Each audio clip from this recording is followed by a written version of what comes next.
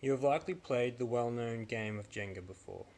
A bunch of rectangular blocks stacked in a tower, and one by one players carefully pull pieces from the tower and place them on top. The tower eventually comes crashing down, becoming too unstable to handle the placement of that inevitable final piece. So what does Jenga have to do with the virus? Well, unless you've been living under a rock, even then you probably would have heard about it, you may have noticed the world has changed. Our way of life, our livelihoods, and our health all threatened by a new super infectious virus. At least that's what we're being told. No, this is not another conspiracy theory about 5G microwaving your cells or about the virus being a bioweapon or even about some super elite group trying to destroy the world. No, it's actually about something a little more close to home. It's about you.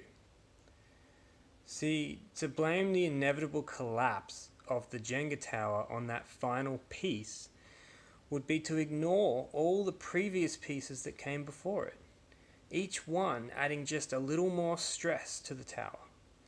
This is exactly what is happening with COVID-19.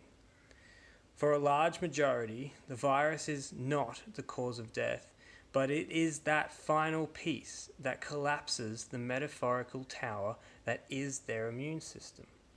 Professor Walter Riccardi, the scientific advisor to Italy's Minister of Health, states that only 12% of death certificates in Italy show a direct causality from coronavirus.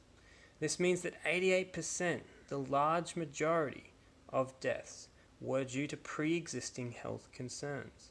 This is important, so stay with me here. In 2015, a massive study involving 1,870 experts across 127 countries was published by The Lancet. The landmark study showed that 7 out of 10 deaths worldwide were from non-communicable diseases, the kind of diseases that those 88% who died with COVID-19 already had at least one of, if not more. It is crucial to understand that what this means is that an overwhelming amount of deaths are due to the lifestyle choices each one of us make every single day. The shit food we eat, the lack of movement we get, the environment we live in, and the toxic people we surround ourselves with, each one another piece on top of the tower.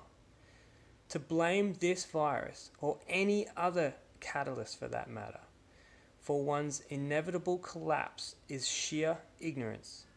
We must wake up to the fact that we are all responsible for our health.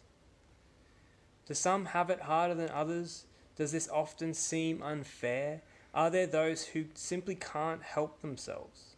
Yes, absolutely. But this does not change the reality that the only thing in your control is what you choose to do about it. What you can choose to do is begin to put these proverbial pieces back into the tower. As you can imagine, however, the more pieces we stack, the harder this becomes. Slowly at first, with much focus and care, and with help from others, it is possible to get back to a stronger, more stable tower. This is what I help people do. Through the power of epigenetics, we firstly identify things you can change in your environment that are causing your stress. And then through some accountability and coaching, it can help you make those changes. Together we can rebuild your tower.